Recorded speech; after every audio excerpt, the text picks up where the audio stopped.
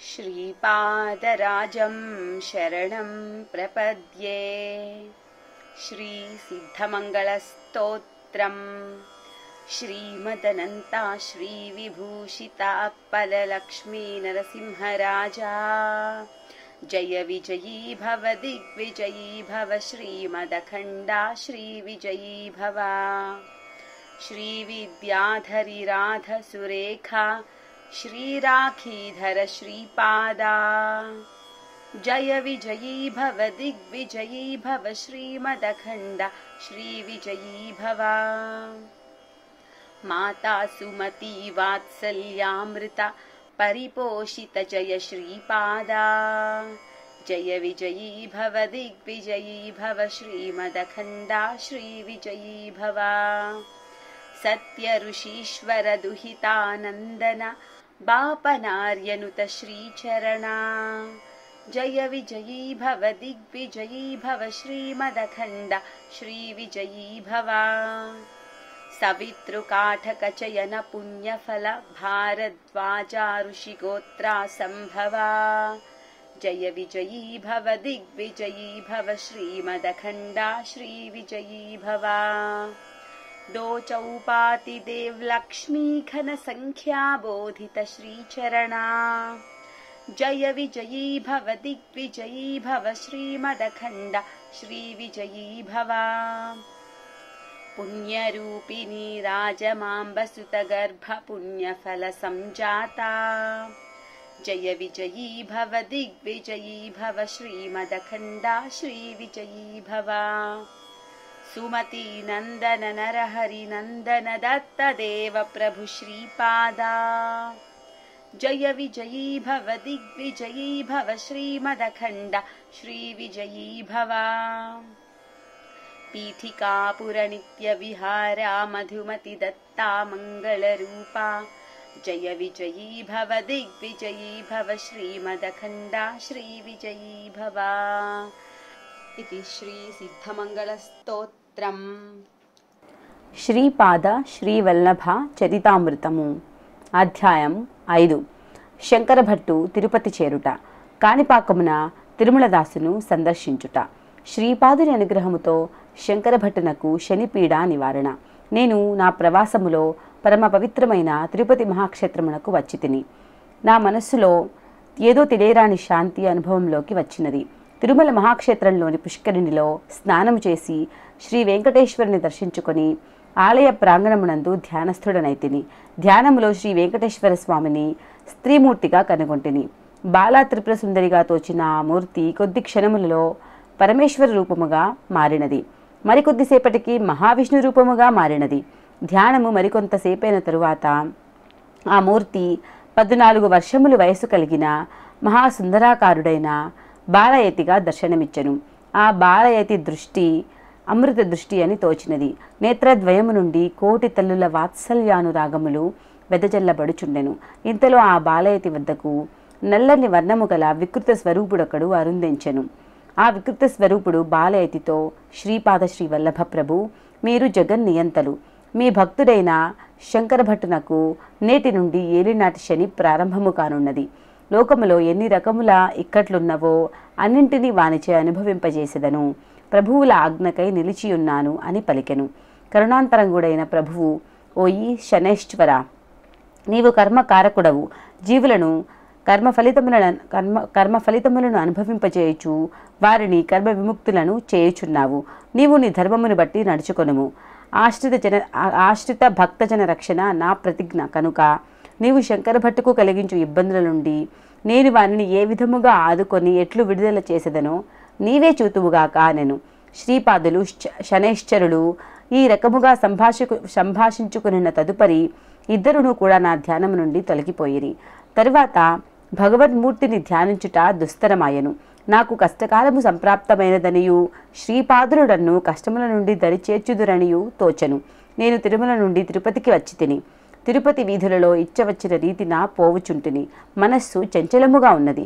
ఒక క్షురకుడు నన్ను బలవంతముగా ఆపుచేసి, నీవు 20 సంవత్సరముల క్రితము ఇంటి నుంచి పలాయనము చిత్తగించిన సుబ్బయ్యవు కాదా? నీ తల్లిదండ్రులు బెంగపడి ఉన్నారు. నీ భార్య రజస్వరాలైనది. ఆమె ఈడేరినది కనుక నీవు ఆమెను ఏలుకొని పిల్లా పాపలతో సుఖముగా ఉండవలసినది అని గర్జించి మాట్లాడెను. అంతట నేను, అయ్యా, నేను శంకరభట్టు అను కన్నడ దేశ బ్రాహ్మణుడను, బాటసారిడి, పుణ్యక్షేత్ర సంచారము చేయుచూ వచ్చుచుంటిని, దత్తభక్తుడను. శ్రీ దత్తప్రభువులు శ్రీపాద శ్రీ వల్లభ నామరూపములతో అవతరించినారని విని కురుంగడ్డకు ప్రయాణమైపోవచున్నవాడను. పరమ పవిత్రమైన గాయత్రి మీద ఒట్టు, నేను బ్రహ్మచారిని, నేను మీరు అడుకున్నట్లు మంగళ సుబ్బయ్యను కానే కాను అని పలికి తిని. కానీ అతడు నా మాటలు వినివాడు కాడయ్యను. అచ్చట చాలామంది జనులు పోగుపడిరి. అందరూ నన్ను తలొక విధముగా నిందించసాగిరి. నన్ను సుబ్బయ్య అను వారి ఇంటికి తోడ్కొని పోయిరి. సుబ్బయ్య తల్లిదండ్రులు నన్ను తమ కుమారునిగానే భావించి ఎన్నో విధములా నన్ను బ్రతిమాలుచు తమను విడిచిపోరాదనియు, రజస్వల అయిన భార్యను విడిచిపోవుట మహాపరాధమనియు ఎన్నో బుద్ధులు చెప్పసాగిరి. వారిలో ఒకడు, సుబ్బయ్య గడ్డము మీసములతో పీడగొట్టుకొని పోయినాడు, వీరికి క్షురకర్మ చేసిన ఎడల పూర్వపు కల వచ్చునని సెలవిచ్చెను. నేను ఎన్ని మార్లు సుబ్బయ్యని కానని చెప్పుచుండినను వారు వినరయ్యిరి. బలవంతముగా నాకు క్షురకర్మ చేయబడెను. నున్నగా గుండు గీసిరి, గెడ్డము మీసములను తీసివేసిరి. నా మెడలోని పవిత్రమైన యజ్ఞోపవీతమును కూడా తీసివేసిరి. నా కోసము వారికి తెలిసిన భూత వైద్యునొకని రావించిరి. అతడు విచిత్రమైన వేషధారణ చేసి ఉండెను. భయంకరములైన అతని చూపులచే నా హృదయమునందు కోతపడినంత బాధ కలుగుచుండెను. నన్ను కట్టివైచి కత్తితో నా గుండును గాయం నేర్పర్చిరి. దానిపై నిమ్మకాయ రసము మరి ఇంకను వివిధమైన రసములు పోయబడినవి. నేను భరించలేని బాధను అనుభవించుచుంటిని. ఇల్లు వదిలిన తర్వాత సుబ్బయ్యను బ్రాహ్మణ దయ్యము పట్టిననియు, అందుచేత ఇతడు జందెము ధరించి మంత్రములను వల్లించుచుండెననియు తేల్చిరి. తిరుపతిలో ఉన్న బ్రాహ్మణ్యము కూడా మిన్నకుండిరి. నగరమునకు వచ్చిన బాటసారి సుబ్బయ్యయే అనియు, అతనిని బ్రహ్మరాక్షసుడొకడు ఆవహించి ఉండిననియు తలచిరి. నన్ను ఆ ఊరిలోని బ్రాహ్మణ పెద్దల వద్దకు తీసుకొని పోగా, నేను కన్నడ దేశీయుడైన స్మార్త బ్రాహ్మణుడనని, భారద్వాజ గోత్రీకుడనని, నమ్మక చమకములు వచ్చునని, సంధ్యావందనము చేసుకొందునని తెలిపితిని. ఆ బ్రాహ్మణ పెద్దలు నేను చెప్పునది నమ్మక నన్ను కన్నడ బ్రాహ్మణుడొకడు దయ్యమే పట్టుకునిననియు, అందువలన తగిన చికిత్స చేయించుకొని మామూలు మనిషిని చేసుకోవలసినదని వారికి చెప్పిరి. గాయము వలన కలిగిన బాధకు నేను సొమ్మసిల్లిపోయి తిని. నా రోదన కేవలము అరణ్య రోదనము మాత్రమే అయినది. స్పృహలోనికి వచ్చినప్పటికీ నా ఎదురుగా నన్ను పోలిన నల్లటి తేజస్సు గల వికృతాకారుడొకడు కూర్చొని ఉండుటను నేను గ్రహించి తిని. అతడు నాతో మారు మాట్లాడక నాలో కలిసిపోయాను, నాలో తదాకారమైపోయాను. ఏలినాటి శని ప్రభావము వలన నా జాతకము తారుమారు అయ్యనని, 7.5 సంవత్సరములు నాకు మహత్తరమైన కష్టకాలమనియు, నన్ను రక్షించగలవాడు శ్రీపాద శ్రీ వల్లభులు ఒక్కరే అనియు నా మనస్సునకు తోచెను. అంతటి బాధలో కూడా నేను మనస్సులో శ్రీపాద శ్రీ వల్లభుల స్మరణము చేసుకొనుచుంటిని. శ్రీచరణుల నామస్మరణము చేయకొలదిని నాలోని బాధ తగ్గుముఖము పట్టుచుండెను. భూత వైద్యుడు మాత్రము కోళ్లను మేకలను బలి సమర్పించి విచిత్రమైన పూజలు చేయుచుండెను. నాకు పథ్యముతో కూడిన ఆహారము ఇయ్యబడుచుండెను. సుబ్బయ్యకు బ్రాహ్మణదేము పట్టినది కనుక శాకాహారము ఇయ్యవలసినదని మాంత్రికుడు తీర్మానించెను. నా చేత మాంసము కూడా బలవంతముగా తినిపించబడునేమోయని ఎంతయో కలత చెందితిని.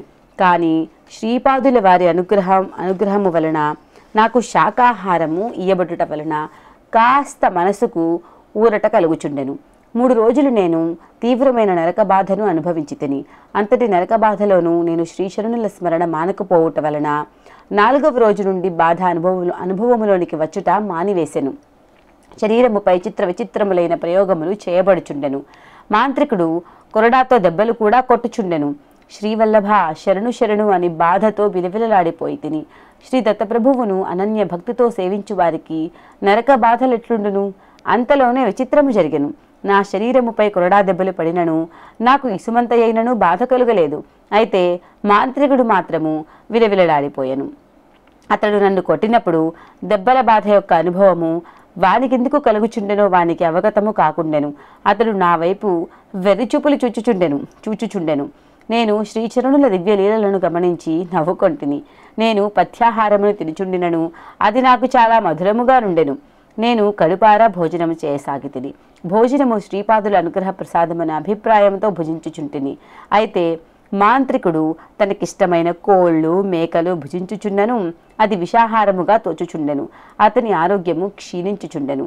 అంతటా అతడు నన్ను బాధించుట మాని కేవలము మంత్రములు పూజలు మొదలైన వానితో కాలక్షేపము చేయుచుండెను. నాకు వైద్యము మొదలుపెట్టిన 5వ రోజున అతని ఇల్లు కాలిపోయెను. ఆ ఇంటిలో నిప్పు రాజేయకపోయినను ఇంట్లో అందరూ చుచ్చుచుండగానే అగ్ని జనించి క్షణములో భస్మీపటలమయ్యెను. 6వ రోజున అతడు భిక్కముఖముతో సుబ్బయ్య ఇంటికి వచ్చి సుబ్బయ్యను పట్టిన బ్రాహ్మణ దెయ్యము మాంత్రికుడని, తాను వైద్యము చేయుట వలన ఆ బ్రాహ్మణ దెయ్యము తన ఇంటిని మాంత్రిక ప్రయోగముతో దగ్ధము కావించననియు, భేతాళుడు మొదలైన అనేక క్షుద్ర శక్తులను ప్రసన్నము కావించుకొనుటకు అనేక పూజలు చేయవలెననియు, దానికి విశేషమైన ధనము కావలెననియు సూచించెను. వైద్యము చేయుట వలన ఫలితము ఏమీ లేదనియు, మాంత్రికుడు ధనాశతో ఈ రకమైన సూచనలు చేయుచున్నాడనియు నాకు తెలియను. అందుచేత విధి విధానమునకు తలవొగ్గి సుబ్బయ్య భార్యను నా భార్యగా స్వీకరించవలసి వచ్చిన ఎడల అంతకంటే దురదృష్టము నమ్మక ద్రోహము మరి ఒకటి ఉండదని నాకు తోచినది. విధి నా జీవితంతో ఇంత క్రూరముగా ఎందుకు ఆడుకొనుచుందో తెలియక నా గుండెలో రంపపు కోతను అనుభవించుచుంటిని. నేను సుబ్బయ్య తల్లిదండ్రులతో ఇట్లంటిని: జననీ జనకులారా, మీరు ఉన్న స్థిరాస్తులన్నింటినీ కూడా విక్రయించి ఈ మాంత్రికుని మాయాజాలములో పడవద్దు. నా ఆరోగ్యము బాగానే ఉన్నది. నేను మిమ్మలను తల్లిదండ్రులుగానే భావించుచున్నానని పలికితిని. అంతటితో నాకు మాంత్రికుని నుండి విముక్తి లభించినది. సుబ్బయ్య తల్లిదండ్రులు ఎంతగానో ఆనందపడిరి. వారి కండ్లలో తొనికిసలాడే ఆనందమును గమనించి నా కళ్ళు కూడా చెమర్చినవి. పరస్త్రీ మాతృ సమానం కావున మిగిలి ఉన్న ప్రమాదం నుండి నన్ను రక్షించి ధర్మచ్యుతిని గావించవద్దని దీనముగా మనసులోనే శ్రీపాదులను ప్రార్థించుకొంటిని. నాకు వైద్యము ప్రారంభమైన 7వ దినమున నాకు పరిచర్యలను గావించుచున్న సుబ్బయ్య భార్యను చూచి ఇట్లంటిది: నా గురించి నీవేమనుకొనుచున్నావు? నేను నిజముగా సుబ్బయ్యనే అని నమ్ముచున్నావా? అందులకు ఆమె, నాకు 2 సంవత్సరముల వయసులో వివాహమైనది. ఇప్పుడు నా వయస్సు 22 సంవత్సరములు. మీరు నా భర్త అవునో కాదో అనున్నది ఆ పరమేశ్వరునికి తప్ప మరెవ్వరికి తెలియదు. నూతన యవ్వనమందు ప్రవేశించిన భార్యను చూచిన మగవాడు ఎవ్వడనూ కూడా స్థిమితముగా ఉండజాలడు. మీరు ఇన్ని బాధలు పడుచున్నను నన్ను భార్యగా భావించలేదు, కనీసము తాకనైనా లేదు. ఇది ఉన్నతమైన సంస్కారము కలవారికే సాధ్యము. మీ గురించి నాకు ఏ విధమైన అభిప్రాయమునూ లేదు. కులాచారమును అనుసరించి ధర్మముగా జీవించదలచితిని. మీరు నా భర్తయే అయినచో ఈ చరణదాసిని విడివకుడు. కాని పక్షమున నా భర్త పలాయనమయ్యి 20 సంవత్సరములు అయిన కారణమునను, అసలు ఊహే తెలియని వయసున వివాహమైన కారణము చేతను నన్ను మీరు భార్యగా స్వీకరించవచ్చును. నేను మీ చరణముల అడుగు జాడలలోనే నడుచుకొందును. మీరు సదా స్మరణము చేసుకొను శ్రీపాద శ్రీ వల్లభులు ఎవ్వరు? వారు సద్గురువులైన ఎడల ఈ విషమ సమస్యకు ధర్మసమ్మతమైన పరిష్కారము చూపమని నేను కూడా ప్రార్థించదను అనెను. ఆమె వాదము నాకు యుక్తియుక్తముగానే తోచెను. అంతటా నేను ఇట్లంటిని: శ్రీపాద శ్రీ వల్లభులు సాక్షాత్తు శ్రీ దత్తాత్రేయుల వారు, ఈ కలియుగములో అవతరించిన వారు. ప్రస్తుతము కురువపురమునందున్నారు. మన భావమును అనుసరించి వారు ప్రవర్తించెదరు. శ్రీపాద శ్రీ వల్లభుల వారిని జగద్గురువుగా తలచిన సద్గురువుగా అనుభవం ఇచ్చెదరు. పరమాత్మగా భావించినా తానే పరమాత్మనని రుజువు చేయుదురు. మంచిది, నీవు కూడా శ్రీపాద శ్రీ వల్లభ నామమును స్మరింపము. తప్పక కర్తవ్యము బోధపడగలదు. అందరికీ ఆమోదయోగ్యమైన పరిష్కారము లభించగలదు. ఆ రోజుననే మాలజంగమొకడు అచ్చటకు వచ్చెను. జంగమదేవర వేషమునున్న అతని వద్ద తాళపత్ర గ్రంథములుండెను. ఆ వాడలోని జనులందరకు కూడా అతడు స్వల్పకాలంలోనే ఎంతయో ఆదరణీయుడయ్యను. అతను కలిసిన వారందరికీ అతడు భూత భవిష్యత్ వర్తమానములను అద్భుతముగా చెప్పుచుండెను. అతని వద్దనున్న తాళపత్ర గ్రంథములు నాడీ గ్రంథములనియు, దానిని రమణశాస్త్రమని అందురనియు, దానిలోని విషయములు తూచా తప్పకుండా జరుగగలవనియు చెప్పుచుండెను. సుబ్బయ్య జననీ జనకుల అభ్యర్థన మేరకు అతడు వారి ఇంటికి కూడా వచ్చెను. అతడు నా చేతికి కొన్ని కవ్వలనిచ్చి వేయమనెను. ఏవేవో గణితములు వేసి తన తాళపత్ర గ్రంథముల నుండి ఒక పత్రమును తీసి ఇట్లు చదివెను. ప్రశ్న వేసినవాడు శంకర భట్టు అను కన్నడ బ్రాహ్మణుడు. దత్తావతారులైన శ్రీపాద శ్రీ వల్లభుల చరిత్రను ఇతడు లిఖించును. పూర్వజన్మమున ఇతడును మరియొకడును కందుకూరు అను పట్టణమునకు ఆనతి దూరమునందున్న మొగలిచెర్ల అను గ్రామమునందు జనించిరి. ద్యూత క్రీడ యందు విశేష అనురక్తులైరి.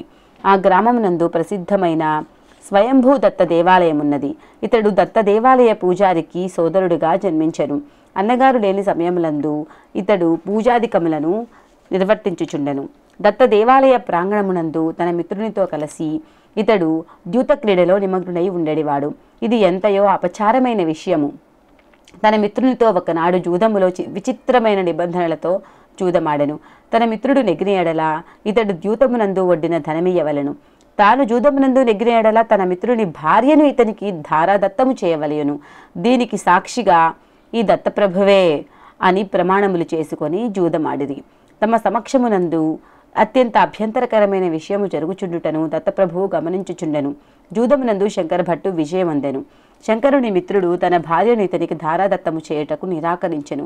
తగవు పెద్ద మనుషుల వరకు వెళ్ళెను. కుల పెద్దలు సమావేశమై పవిత్రమైన దత్తప్రభువు సమక్షములో ఇంతటి అకృత్యము జరుగుట సహింపరాని విషయమనియు పరస్త్రీయందు మరులు కలిగి ఆమెను వక్ర మార్గమున పొందగోరిన ఇతనికి నెత్తిమీద వేడి వేడి నూనె పోయవలెననియు జూదమున తన భార్యనొడ్డిన ఇతని మిత్రునికి నపుంసకత్వము వచ్చులాగున అంగచ్ఛేదనము చేయవలెననియు ఆ విధముగా చేసిన తదుపరి వారిరువురిని కూడా గ్రామ బహిష్కారము చేయవలెననియు తీర్మానించి వారి తీర్మానమును అమలుపరిచిరి. శంకరభట్టు తన పూర్వజన్మమునందు స్వల్పకాలము దత్తసేవ చేయుట వలన ఈ జన్మమునందు కాస్త దైవభక్తి కలవాడుగా జన్మించును.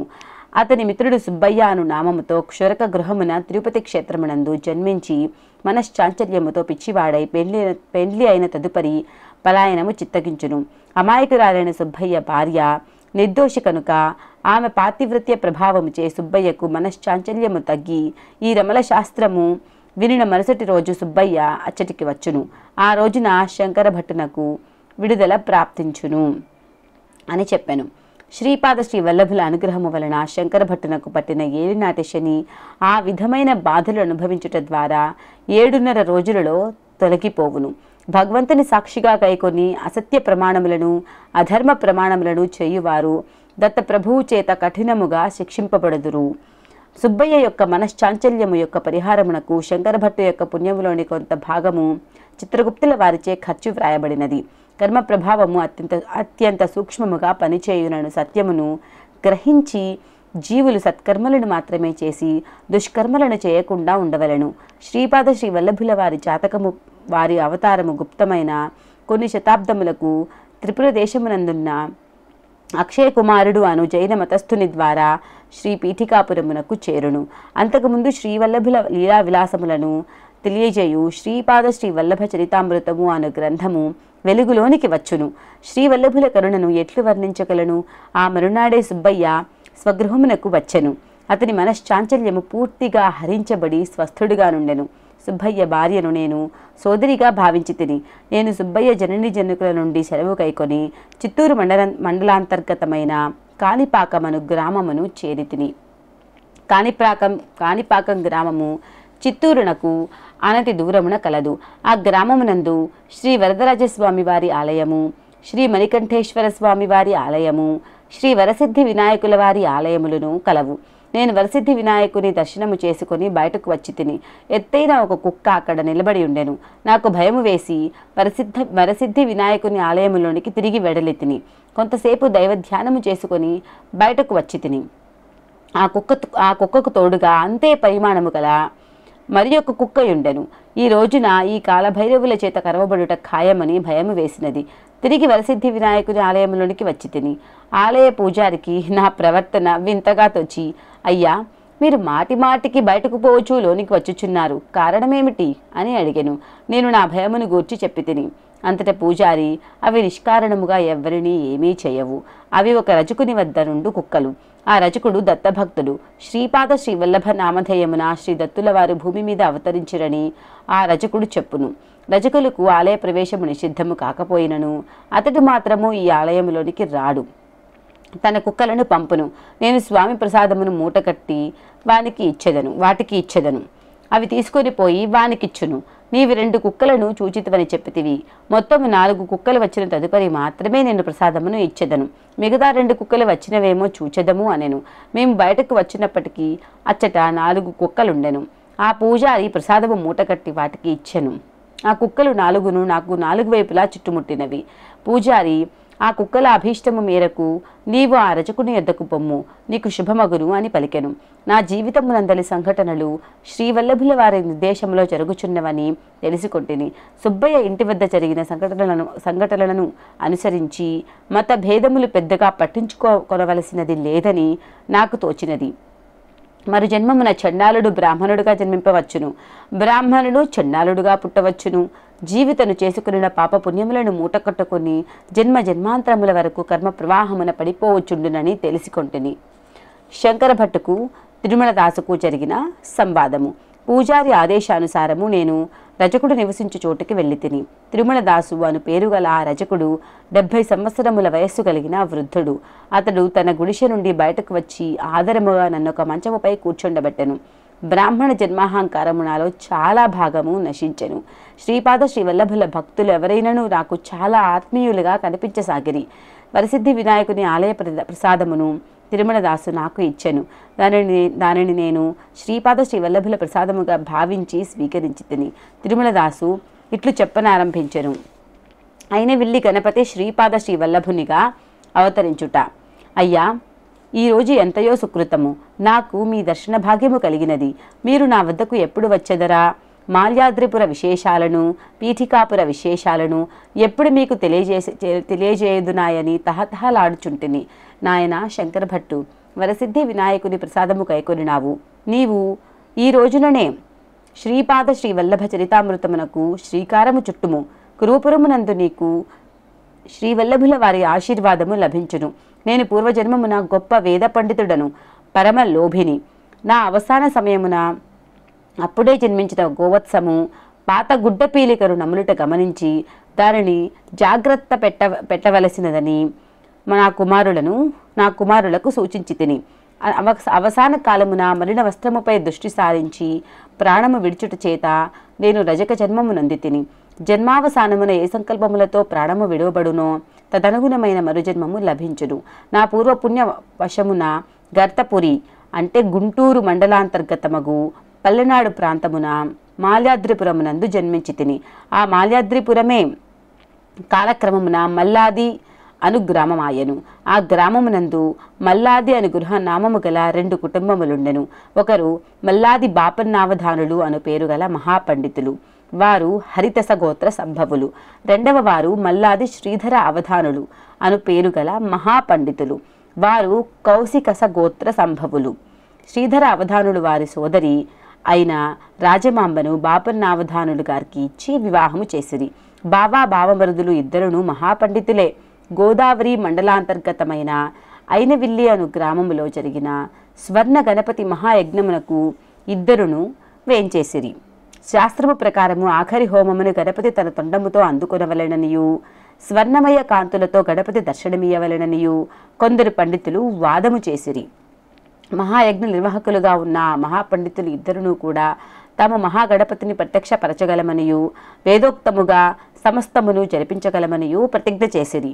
యజ్ఞాంతమున స్వర్ణమయ కాంతులతో గణపతి దర్శనమిచ్చి ఆఖరి ఆహుతిని తన తొండముతో స్వీకరించి అనతి కాలములోనే వారు గణేష చతుర్థి నాడు సర్వ కళలతో శ్రీపాద శ్రీ వల్లభ రూపమున అవతరించెదనని ఆనతిచ్చిరి. యజ్ఞమునకు హాజరైన వారందరూ కూడా ఆశ్చర్యచకితులైరి. ఆ సభలో 3 నాస్తికులుండిరి. వారు కల్పించినదంతయును కూడా ఇంద్రజాలము మహేంద్రజాలము గాని గణపతి మాత్రము కాదు, అట్లయినా మరి ఒక పర్యాయము నిదర్శనమియ్యవలయను అని వాదించిరి. కాణీపుర వినాయకుని మహిమ. అప్పుడు హోమగుండమునందరి విభూతి మానవాకారము ధరించినది. తదుపరి అది మహాగణపతిగా రూపొందినది.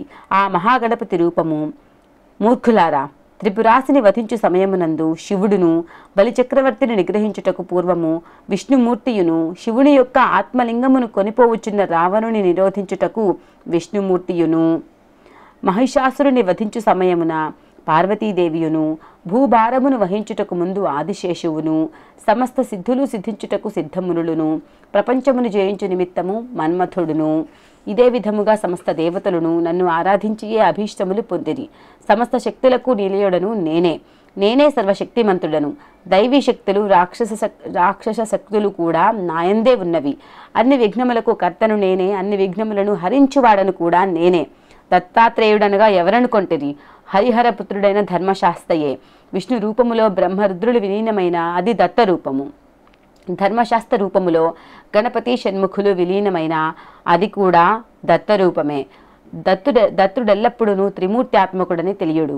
శ్రీపాద శ్రీ వల్లభ రూపమునందు మహాగణపతి ఉన్నాడనుటకు నిదర్శనముగా శ్రీపాద శ్రీ వల్లభులు గణేష చతుర్థి నాడు అవతరించిరి. సుబ్రహ్మణ్య తత్వము వలన వారిది కేవలము జ్ఞానావతారమని తెలియడు.